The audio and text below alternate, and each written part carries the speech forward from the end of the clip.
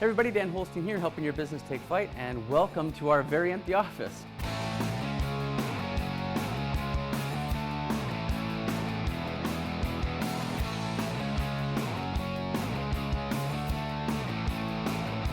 And why is it all empty, you might say? Well, we've moved everything out. Today is our last day of this wonderful space, and why am I smiling about that? Well, we've had 4 fantastic years in this space, and to tell you why we're moving, I want to back up just a little bit. So 4.5 years ago, we had a nice little office space. It was shared space, and we didn't have a lot of room to stretch out. And we wanted, have a vision of being able to bring people together, have a bright, optimistic, open space, and do a lot of business community engagement. And that's just what we've done over the past 4 or 5 years. We've had networking events and seminars and workshops and quarterly planning days. We've had parties and B&I network events and Chamber of Commerce things and all kinds of client work here. And it's been great, but if you look closely on the board, and maybe we can zoom in on it, there's a little 29 written on there. And that represents that this has been 29 weeks since anyone has walked through that door for any kind of group engagement, for any kind of group work. And so the world has changed. The whole COVID situation has shifted our business, much like a lot of other businesses too.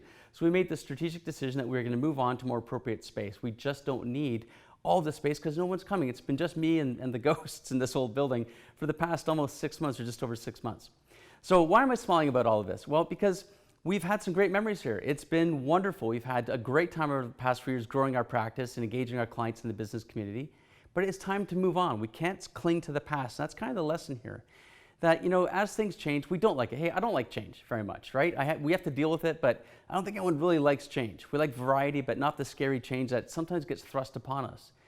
But the challenge is with changing or being changed, and we want to make sure that we do the changing. When our environment changes, we want to make sure that we're doing what we can to stay ahead of it, stay on top of it, and not be forced into a corner to do something we don't want to do or that we're not resourced to do. So that's really the lesson for today.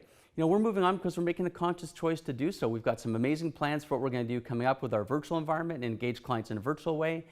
And I'm thinking about this for all of our clients in the business community at large. What's changing in your environment right now that maybe you haven't reacted to? You're kind of fearful, or you're not sure what to do.